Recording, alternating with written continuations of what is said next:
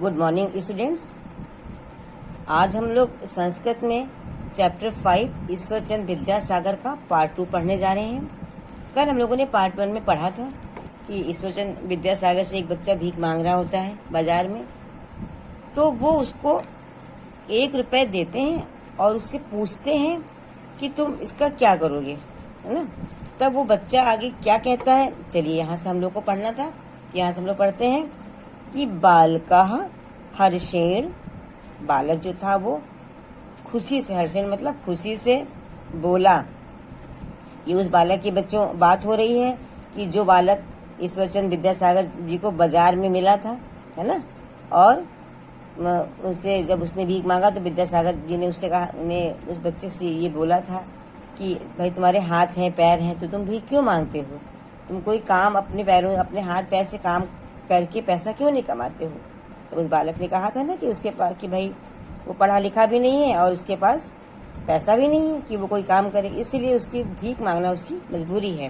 तब विद्यासागर उसको कहते हैं कि अच्छा ठीक है, मैं तुम्हें 1 रुपये देता हूँ, तो इस 1 रुपये का तुम क्या करोगे मुझे बताओ। तो बालका हर्षेण अवदत, बालक जो है वो बहुत खुश हुआ और बोला, महोदय चतुराणाम पराणाम अहम भोजनम खादिष्यामि। कहते महोदय मतलब श्रीमान, 4 पैसों में तो मैं पहले भोजन खाऊंगा, मतलब 4 आने जो होते थे मैं उसका भोजन करूंगा। अवशिष्टे पड़े विप्लवे क्रीणकानि आनिष्यामि, और जो बाकी पैसे मेरे बचेंगे उससे मैं खेल का सामान लाऊंगा, मतलब खेल कूद का सामान लाऊंगा। तेसाम विक्रेण अहम धनम अर्जिष्यामि, तेसा मतलब कि उनको बेचकर, अहम मतलब मैं धन अर्जित करूंगा। किसको, जो वो सामान खेल कूद का लाएगा बच्चों के, उसको बेचेगा और बेच करके धन अर्जित करेगा। तो वही वो उनको बता रहा है कि तेषाम विक्रयण अहम धनम अर्जिष्यामि, उन खिलौनों को बेचकर मैं धन अर्जित करूंगा। तत्पश्चात अहम कदापि न याचिष्यामि, उसके बाद मैं कभी भी भिक्षा नहीं मांगूंगा, मैं कभी भी याचना नहीं करूंगा, मैं कभी भी मांगूंगा नहीं। मतलब कि जब वो उससे पैसा कमा लेगा खिलौने बेचकर, तो कहता है कि तत्पश्चात मतलब इसके पश्चात, अहम मतलब मैं, कदापि मतलब कभी भी, ना यजिष्यामि मतलब कि याचना नहीं करूंगा, किसी से कुछ मांगूंगा नहीं। तो कहता है इसके बाद पश्चात में किसी से कुछ नहीं मांगूंगा। विद्यासागर तस्मै रूप्यकम एकम दत्वा अगच्छत, विद्यासागर ने तब उसे 1 रुपया उसको निकाल करके दे दिया। ठीक है। 5-10 वर्षाणाम पश्चात एकः आपणिकः विद्यासागरम विप्रो अमिलत। 5-10 वर्षाणाम का अर्थ होता है बच्चों, 5 मतलब 5, 10 मतलब 10, 5 और 10 मिलाकर के कितने हो गए 15। 15 वर्षों के पश्चात एक जो था, एक मतलब व्यापारी जो था वो विद्यासागर को बाजार में मिला, एक दुकानदार जो था विद्यासागर को बाजार में मिला। तो सह तम निजम आपणम अन्यत, वह जो था उनको अपने निजम मतलब अपने आपणा मतलब दुकान में आने मतलब ले गया। और अपृच्छत, और वहां पर उनसे पूछा,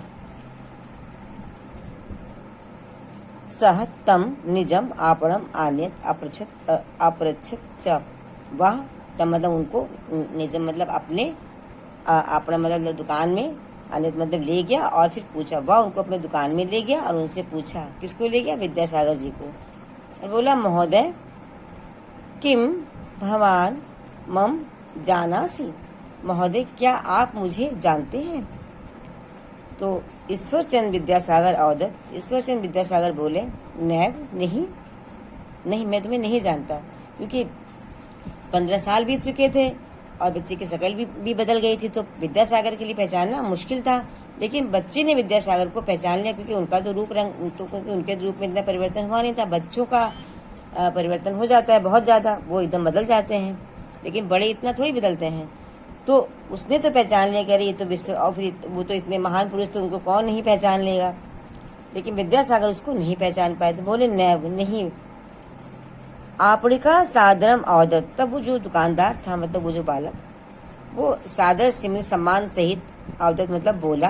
तब वह दुकानदार सम्मान सहित बोला, महोदय, श्रीमान, अहम सह एव बालकः अस्मि, यस्मै भवान एकदा एकम रूप्यकम अयच्छत।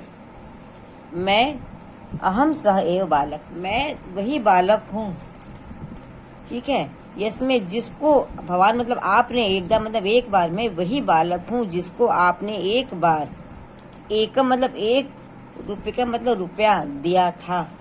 तब वो बताता है दुकानदार सादर से कि महोदय, श्रीमान, मैं वही बालक हूँ, अहम सह एव बालकः अस्मि, तस्मै यस्मै भवान एकदा एकम रुपयम अयच्छत। मैं वही बालक हूँ जिसको आपने एक बार 1 रुपये दिए थे। विद्यासागर हर्षेण अकथ्यत, विद्यासागर खुशी से बोले, आम स्मरामि, हाँ याद आया, साधु साधु, ठीक है, याद आया।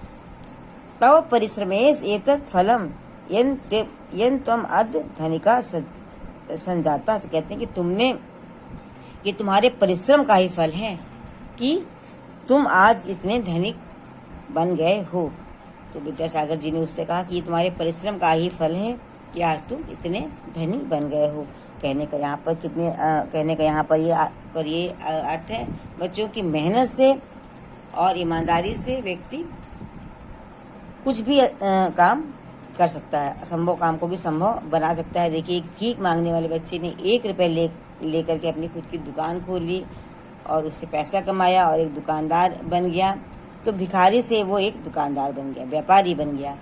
तो ये बहुत अच्छी सी बच्चों कहानी है। इसी प्रकार विद्यासागर जी बहुत लोगों की मदद जो करते थे और बहुत लोगों को उन्होंने आगे बढ़ाया, ऊंचा उठाया और जीने का राह दिखाया। ये तो एक छोटी सी कहानी है और उनकी तो महानता के कोई गिनती नहीं है, कोई सीमा नहीं कि उन्होंने कितने महान कार्य किए हैं। तो ये छोटी सी कहानी के माध्यम से बताया है कि दूसरों की मदद करने की प्रेरणा भी उन्होंने इस कहानी के माध्यम से दी है। लेकिन उसके साथ साथ ये है कि उसका कोई गलत इस्तेमाल भी ना करें और उसको सही इस्तेमाल करके लोग आगे बढ़े, ये उनका ध्येय होता था। तो बच्चों, आज हमारा ये पाठ पूरा हो गया। इसका काम भेजेंगे तो करके अपनी कॉपी में, संस्कृत कॉपी में इसको कर लीजिएगा। Okay, bye.